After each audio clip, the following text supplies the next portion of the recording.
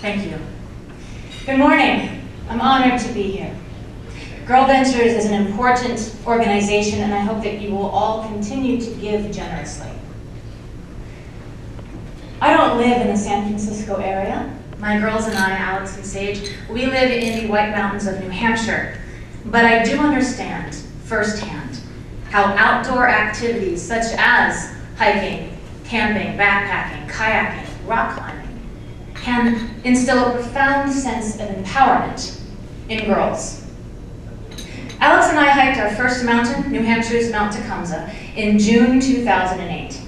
She was 5 years old at the time and absolutely full of beans. She was convinced that she could handle the 2,200 feet of elevation gain, and she was right. She was tired at the end of that 5-mile round trip, but she was tremendously proud of herself, and she was very, very happy. 2 weeks later, we hiked another mountain, and in August, 15 months later, in August 2009, Alex became the second youngest girl to have hiked all 48 of New Hampshire's highest peaks. Sage, my youngest daughter, soon followed in her sister's footsteps.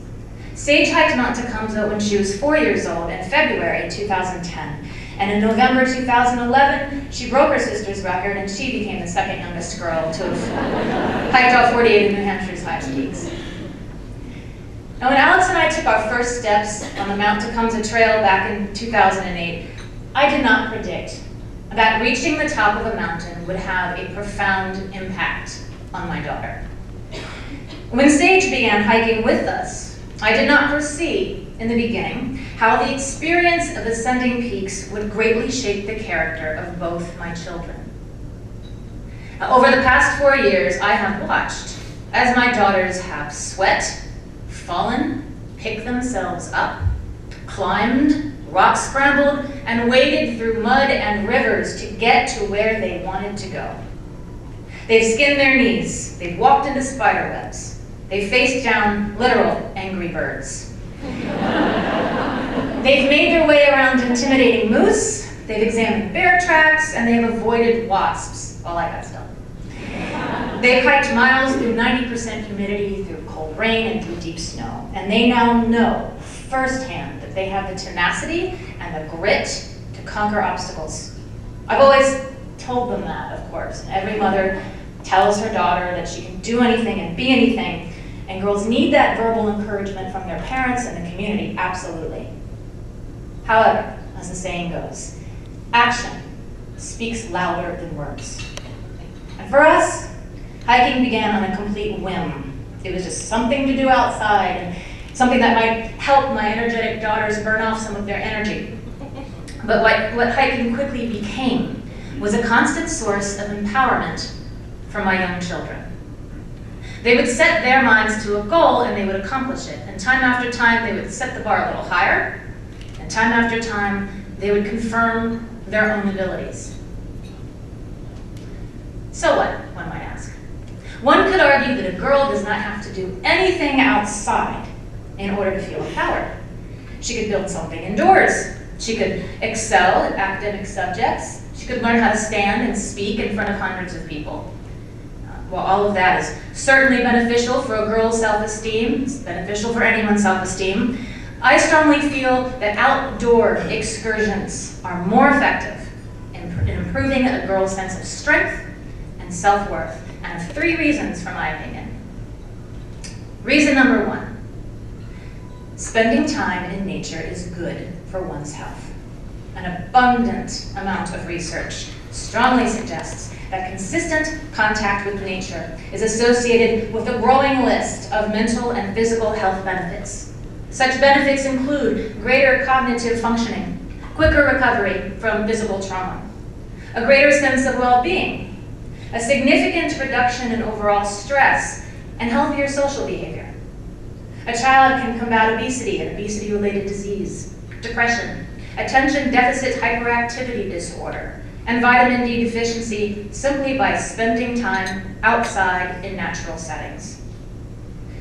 These are just some of the health benefits related to getting outside on a regular basis.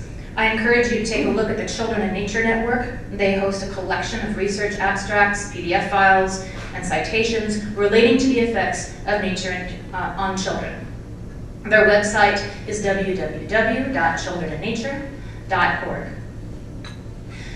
Reason number 2. When a girl pursues an outdoor activity such as hiking, camping, kayaking, backpacking, rock climbing, she learns how to handle a large variety of unpredictable occurrences. The forecast might call for sunny skies, but as Alex and Sage and I know all too well, mountain weather can and often does change without much warning.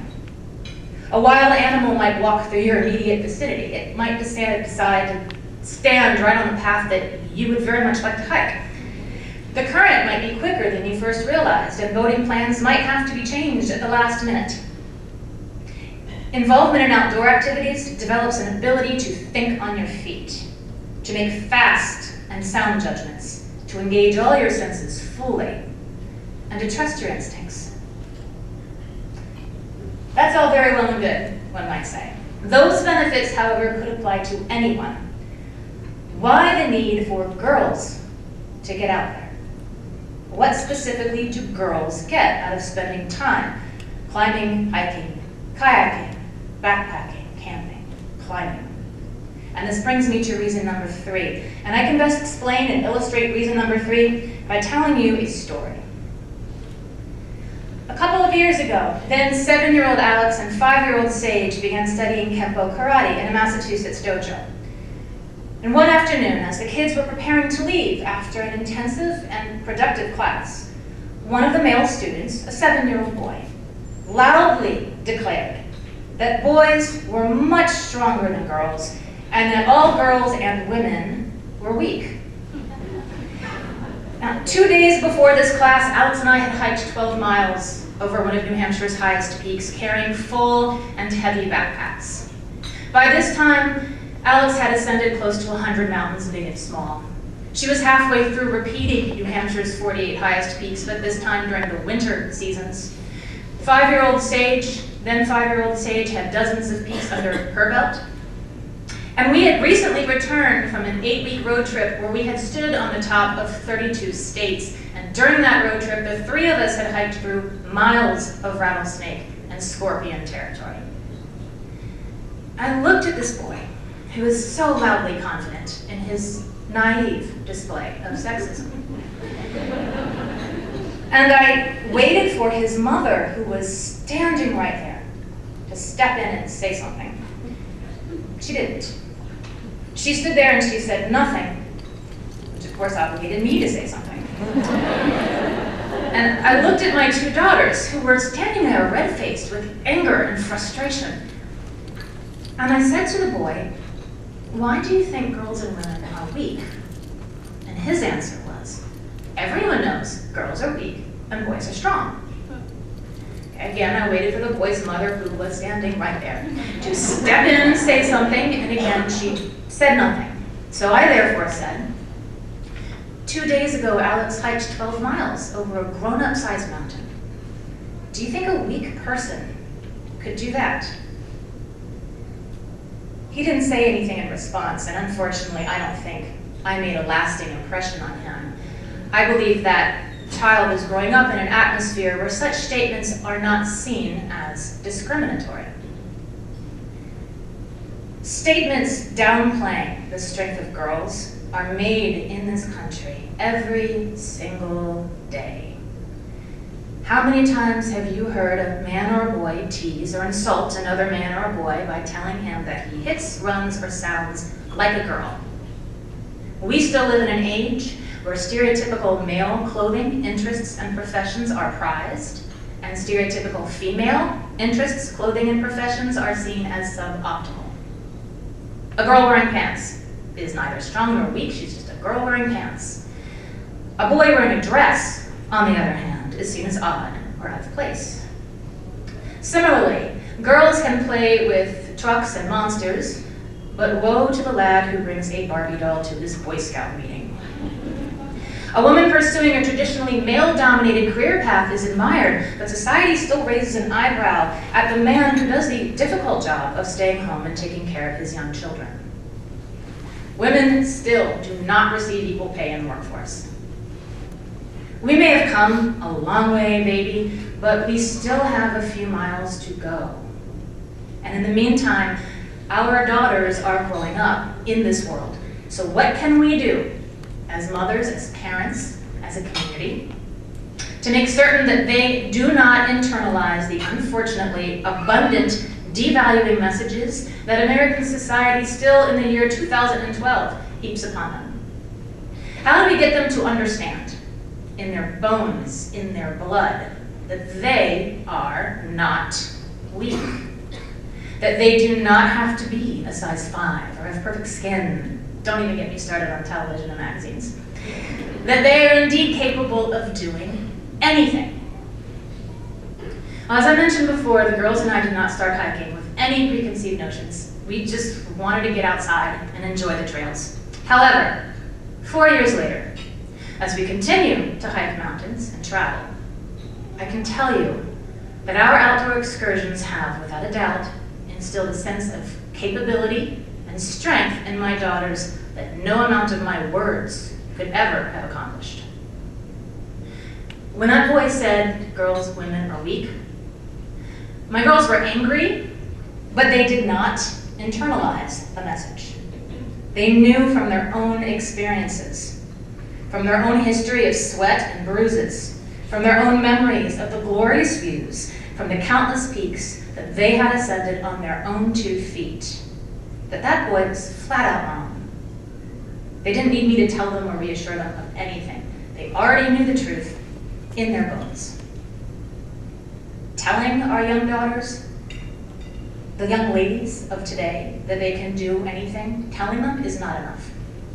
They need to get out there and discover what they can do in a supportive atmosphere that allows them to decide for themselves what they can and can't do and just how far they would like to go. They do not need to reach every single peak. We certainly don't. They don't need to get to the top of the climbing wall every time they put on a harness. But they do need to get out there in nature and explore. They need to challenge themselves to see what they can do. All that's well and good for us. We live in the mountains. All great trailheads are about an hour away or less from our front door. What about families who live in urban settings? Or for whatever reason, that the parents cannot take their children into the mountains or into the forests. San Francisco's answer to that is GirlVentures. GirlVentures understands that girls have innate strengths. GirlVentures help girls build on their strengths by guiding them through outdoor adventures. These activities are led by female mentors who reflect strength, skill, and encouragement. And these are outstanding attributes in and of themselves, but what made GirlVentures stand out to me and what put it above and beyond other organizations that I'd read about, heard about, is the coupling of the physical activities with the leadership progression model, which is an empowerment curriculum, which they term live, relate, lead. Live healthy, relate wisely, lead confidently. Live Healthy encourages girls to make smart choices about healthy living. They learn to identify, express, and independently address their needs. They learn to make good decisions based on their own sound judgment. And they are encouraged to explore physical activities outside. Relate Wisely encourages girls to build alliances with girls seemingly different from themselves.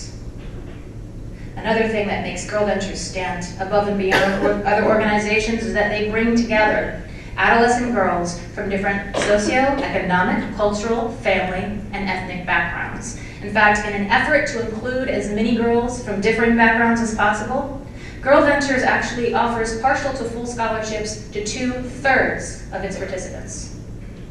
And the girls are encouraged to take pride in their cultural heritages and to embrace each other's unique identities. They learn conflict resolution skills. They're taught how to relate to each other wisely and compassionately. And together, they are encouraged not only to become stewards of the natural environment, but stewards of each other. Lead confidently broadens the girls' ideas of leadership concepts. They're encouraged to overcome any and all gender-biased constraints. and to see the big picture and their role within it. They further develop their personal, ethical, and moral values, and the girls emerge from the program as more confident and effective leaders. GirlVentures offers both school year and summer programs. The programs offer the girls activities ranging from rock climbing and camping at Big Basin State Park and Castle Rock State Park to 14-day wilderness expeditions in the Sierra National Forest, the John Muir Wilderness, and the Sonoma Coast. In other words, GirlVentures offers Bay Area adolescent girls a phenomenal opportunity. They explore the great outdoors in a positive and encouraging environment. In pursuing the outdoor activities with girls from differing backgrounds, these young ladies not only grow as individuals, they learn to help and support one another. Please continue to help and support this outstanding and unique organization. Give generously so that Bay Area girls can continue to have such positive and transforming experiences. Help today's girls become tomorrow's compassionate environmental stewards. Help today's girls become the confident and effective leaders that we need tomorrow. I'm truly honored to be standing here speaking on behalf of this fine organization. Thank you. Thank you for your time.